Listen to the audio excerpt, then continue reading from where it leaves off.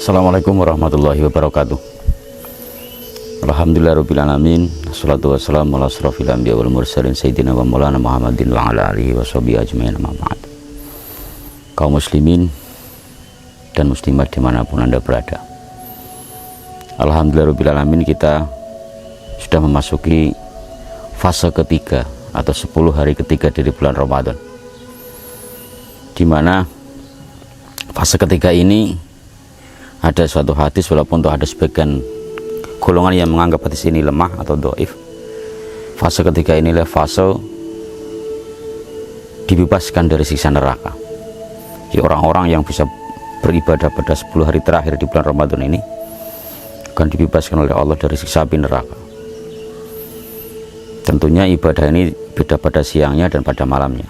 Siangnya dengan puasa dan malamnya dengan ibadah-ibadah malam, qiyamul lail, sholat tarawih dan lain sebagainya.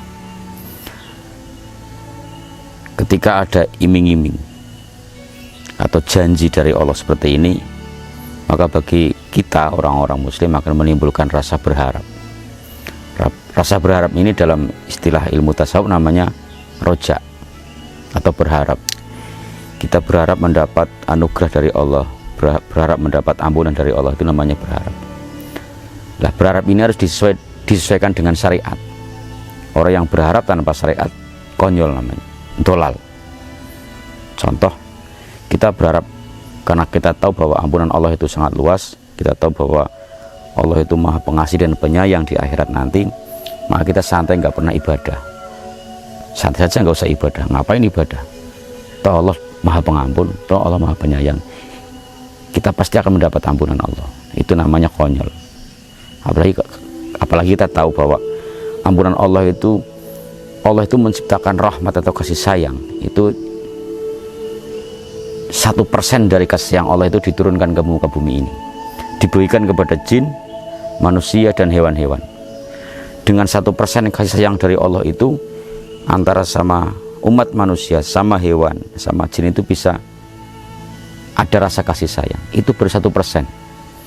Dan kata Allah yang 90%-nya lagi nanti akan dicurahkan oleh Allah di akhirat nanti bagi orang-orang yang dikehendaki oleh Allah Subhanahu wa Ta'ala.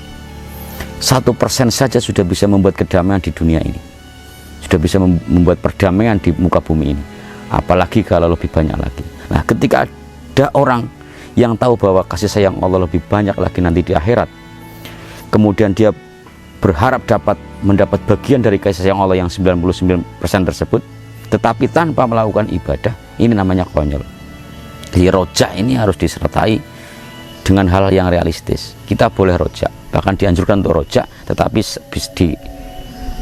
kita dianjurkan roja tetapi disertai dengan kita melakukan ibadah kepada Allah Subhanahu wa Ta'ala. Dan roja ini harus disesuaikan lagi dengan khauf atau takut.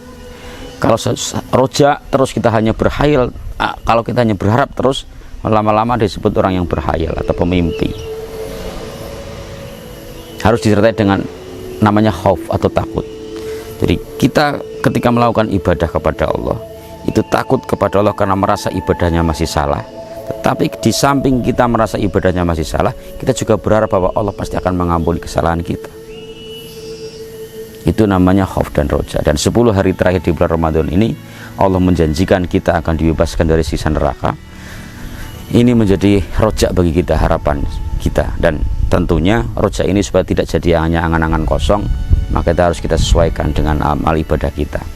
Semoga di sisa 10 hari terakhir di bulan Ramadan ini kita bisa melaksanakan ibadah-ibadah dengan baik, dengan sempurna, sehingga janji Allah yaitu akan dibebaskan dari siksa neraka akan dapat kita nikmati atau kita gapai bersama-sama. Demikian, semoga bermanfaat. Assalamualaikum warahmatullahi wabarakatuh.